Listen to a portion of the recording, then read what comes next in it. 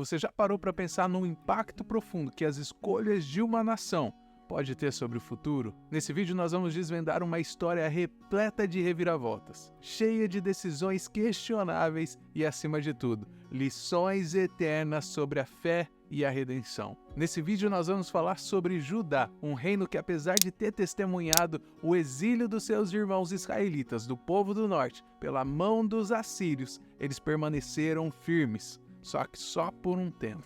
Apesar de esforços de reis como Ezequias e Josias, que tentaram levar o povo de volta ao caminho de Deus, o pecado e a desobediência, eles continuaram a corroer a fundação do reino de Judá. Nos bastidores nós vemos um personagem icônico nessa narrativa. Nós vemos o profeta Isaías, que falava com coragem, e muitas pessoas preferiam que ele ficasse em silêncio, porque Isaías ele não era um homem de meias palavras. Estava tudo aparentemente normal, durante um período que aparentemente parecia próspero para Judá.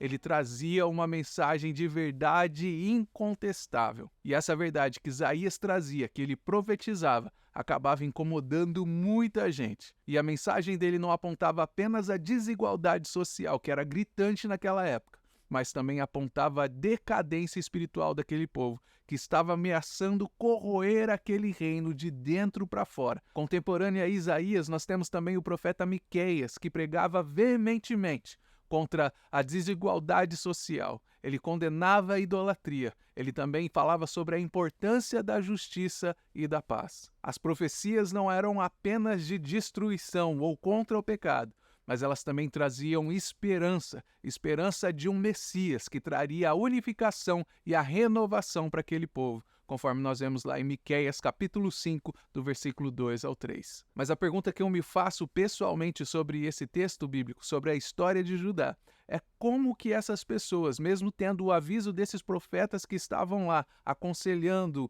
apontando o erro, apontando as falhas, como eles conseguiram ou por que que eles continuaram nesse caminho de autodestruição? E a resposta que eu encontro para isso, ela pode ser encontrada na liderança que aquele povo teve, porque aquele povo estava sendo mal conduzido pelas suas lideranças. Nós vemos que desde o primeiro rei de Judá, Roboão, a idolatria começou a se infiltrar naquela sociedade, e ela foi como se fosse um câncer espiritual que acabou se espalhando pelo coração dos súditos daquele reino. Depois nós vemos o reinado de Abias, que continuou fazendo aquilo que era mal diante dos olhos do Senhor. Nós vemos o reinado de Jeorão e tantos outros que seguiram um caminho perigoso e acabaram desviando o povo da lei do Senhor, que era para proteger o povo e guiar o povo. Jeorão ele é um grande exemplo dessa decadência de Judá, porque ele acabou adotando as práticas idólatras iguaizinhas o reino de Israel. Ele acaba se casando com Atalha, que era uma mulher fervorosamente idólatra,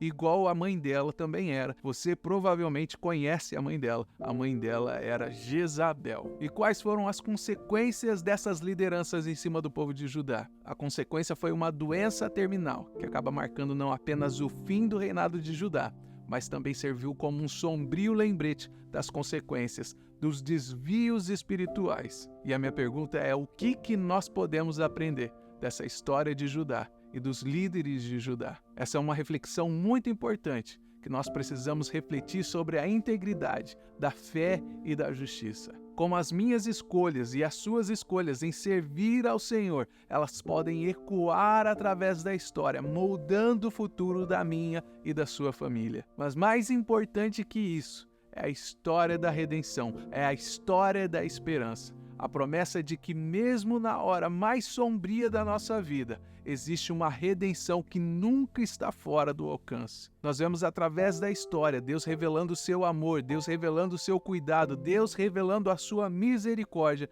àquela nação. Mas mesmo assim, aquele povo se rebelou, ignorou os avisos dos profetas. O que acaba mostrando para mim e para você nesse dia que mesmo com o amor e a misericórdia de Deus, isso não impediu que Deus julgasse aquela nação com justiça, mostrando que a santidade do nosso Deus, ela não compactua com o nosso pecado. Se você quiser saber como essa história continua, eu gostaria que você clicasse no vídeo que está aparecendo aqui na tela.